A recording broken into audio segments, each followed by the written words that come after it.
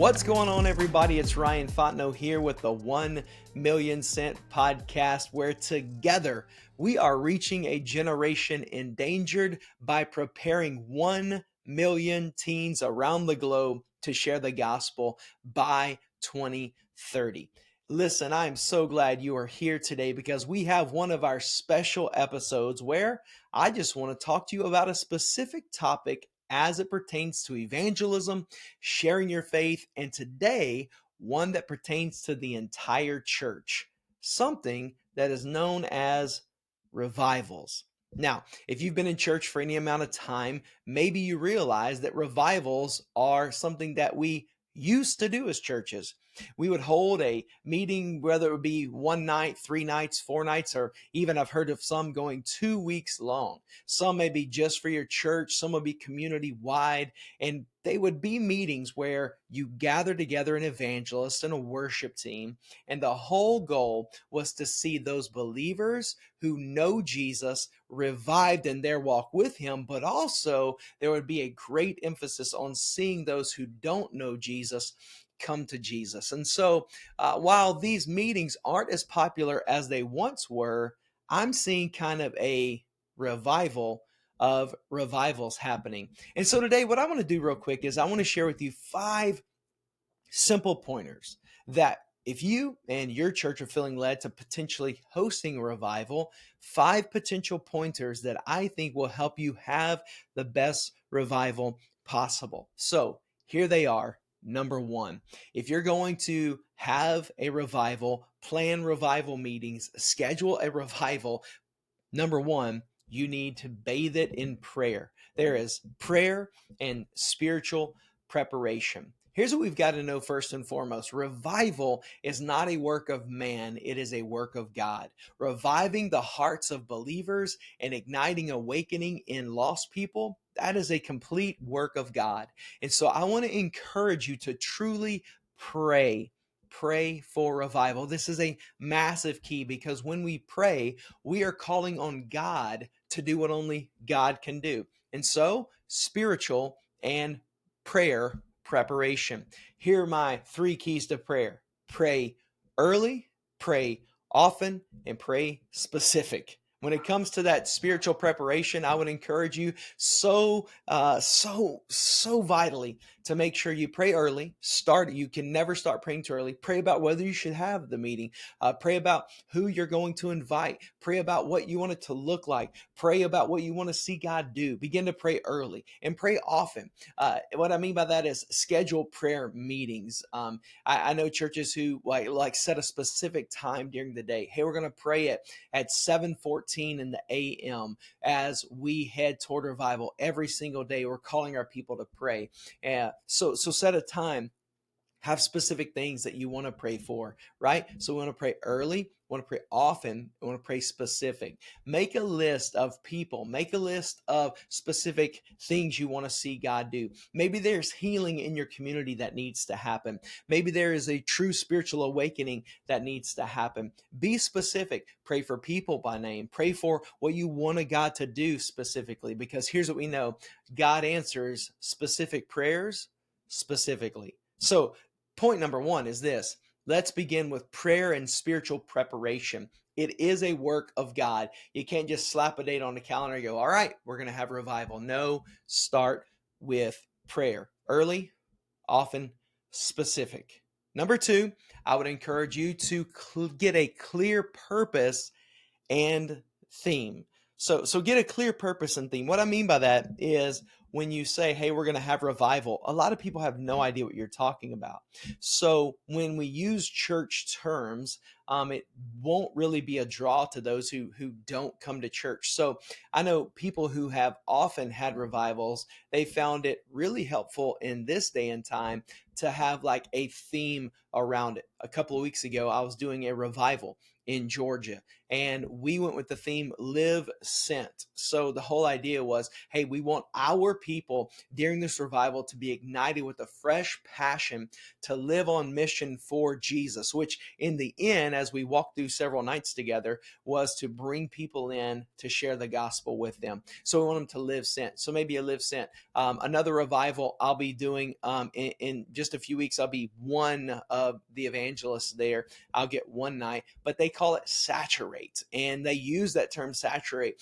This is their saturate revival meetings, and so they use the term saturate to really communicate what they want God to do, both in their people and in their community. So I would just say that a theme, what are the advantages of it? Well, it gives clarity, it helps with advertising, and it gives us a focus. So I would say if you're going to have a revival, number one, prepare spiritually through prayer, repentance, all of those things.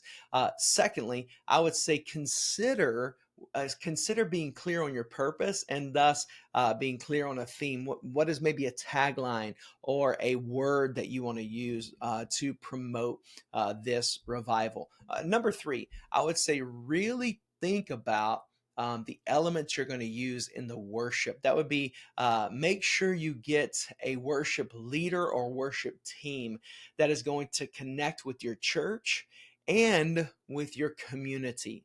All right, this is so important because I've seen people have revivals, and they want to invite the community in, but the truth is that they have someone who really, they're just not prepared to lead, if you will, in a revival setting.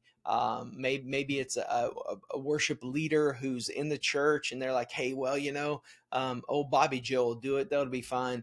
Well, remember, if you're going to be inviting people in, then you want your best. And so consider reaching out to someone who leads worship that fits the culture of your church and the culture of your community. That would really be attract people in, and when they come in, it would be a level of excellence that really does glorify God and helps connect people. So think about also not just worship, but what other elements might you use? I know a lot of times in like youth revivals or next gen revivals, they'll bring in elements like maybe an artist who's just maybe a rap artist, or they'll bring in like an illusionist, or they'll bring in a comedian or something that helps connect and draw people in, not instead of preaching, not instead of worship, but kind of all working together. So what would work with you? I've been at a revival where one church brought in someone to specifically connect with the children and really drew kids in, and we saw a lot of kids saved even through that. So when you're planning revival, you want to get prepared spiritually. You want to help maybe set the theme, but then really think about the elements of worship and any other element you want to use in your revival meetings that would help stir up your people's heart for God and draw other people in. Fourthly, I would say this: who are you going to get to preach? This is important. To think about. Are you going to have one evangelist that does the entire meeting? Are you going to have a different evangelist each night? What type of preacher are you looking for? Again, sometimes revivals, people are just really they're wanting to have just a series of meetings that stir up their people in specific areas, and not really worried about seeing lost people saved. And so you may consider a different type of preacher. But if you're wanting to see lost people come to Christ, and you really want to look for those evangelists, those who have a heart to not just preach the gospel, but to give a clear invitation for others to come follow Jesus. So when you're thinking about revival, and you're thinking about your meetings, that's the important part of the goal, the purpose, and the theme. That's going to really affect who you invite in to come and preach. And again, will you just have one who's there the whole time, maybe 3 or 4 nights, or will you have a different one every night? Pros and cons to both, but just something you need to prayerfully consider. If you're looking for an evangelist, I would just say this: make sure they're a called evangelist. Make sure you're connected with that evangelist in some way, or you know someone who is, so that you are confident in them coming, that your culture kind of matches the evangelist there. So that'd be number four. Now, number five, and before you jump off here, I want to encourage you to hang on because I got a bonus one for you. But here's number five: make sure you get your community involved. In other words, any way that you can connect with your community and get them involved. Let me just give you an example. This may seem strange to you, but man, it really worked well. I know one night at a revival, they had the high school band, just the marching band, just literally march in, play a song, and march out. Now why is that important? Because now all the band was there. Right. So you're connecting with your school, you're connecting with the community, you're connecting with kids. And if you connect with all of that, you're connecting with family. So it was our actual largest night of the revival because the band was there and then all of their parents came as well. And so they did a special thing for the band, recognition and prayer over teachers and all those things. So it was really a really cool time. But think about ways you can connect with your community and really use this as an outreach to them. Make sure you get the advertising out and all of those things in different areas. So make sure you're connecting with community. So I think all of these areas are important, but let me give you now just a bonus or two.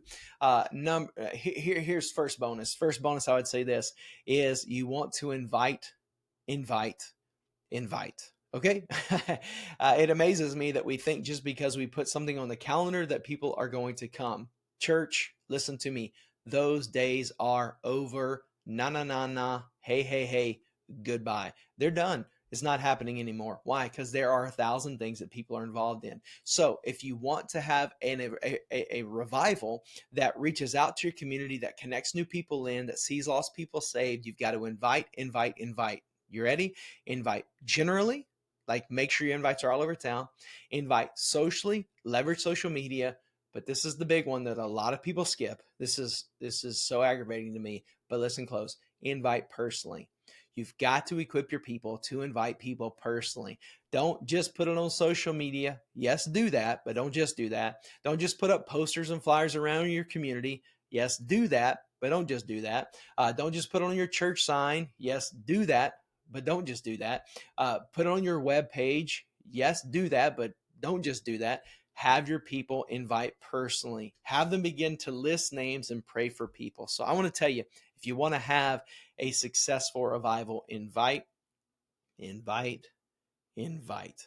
So I hope those tips were encouraging to you. I hope they will help you. Pastors, let me just say, God does work in revival meetings. It's like youth camp for the whole family. It's a time for us to set aside, mark our calendars. And so really pray, prepare, think about who you're inviting, whether it's worship and speaking, get your community involved, and don't forget, invite, invite, invite. God is still at work. God still uses revival meetings. People are still being saved. Churches are being ignited. So consider revival. And if we can help you out in any way, don't forget to reach out to us wherever you're watching this. Shoot us a message. Or as always, you can direct message me, Ryan at rageministries.com. Revival is here. Revival is near. Pray about having one. Pray about putting it on the calendar, get your team together, and let's see what God could do.